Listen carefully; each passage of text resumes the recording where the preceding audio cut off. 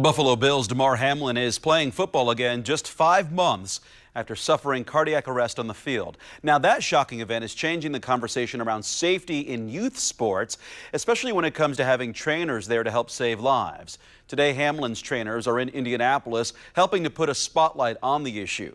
WRTV's Jessie Grundling is showing us what can be done here.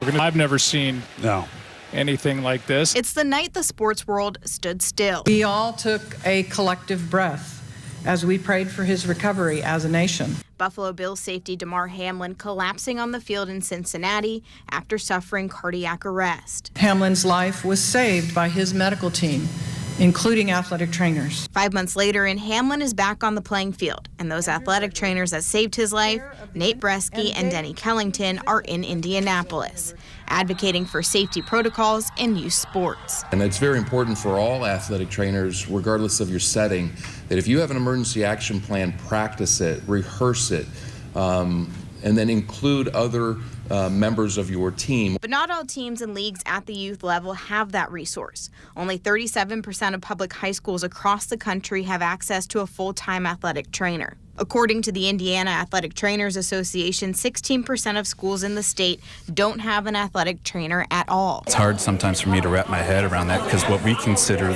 kind of the norm is not the norm. David Weichel is the manager of sports medicine at Franciscan Health. They provide athletic training services to 16 high schools in the Indianapolis area, as well as several middle school youth and rec leagues. I think Indy overall is very fortunate. The vast majority of schools in the Indianapolis area have access, at the minimum, have access to an athletic trainer. If your school doesn't have access to an athletic trainer, Bresky and Kellington preach the importance of training others. I'm a father of 3, and I go to these youth sporting events on a regular basis, and the first thing we look for is, where's the AED? Doing something is better than doing nothing.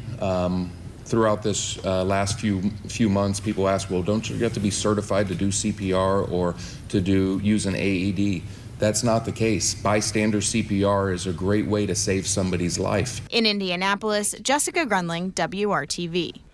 In just over a week, Senate Bill 369 will take effect in Indiana. It requires AEDs at all school events, and it ensures there is training and an action plan in place for their use. The action plan will be specific for each venue, and it will have a goal of responding to a sudden cardiac arrest within 3 minutes. The challenge is going to be the follow-through on it.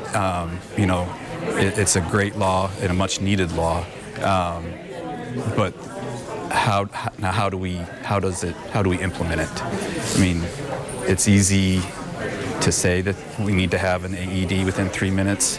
Well, we need to make that happen, and how's the best way to do that? Schools will also need to create an action plan with the training and drills so people know where the AED is and how to use it.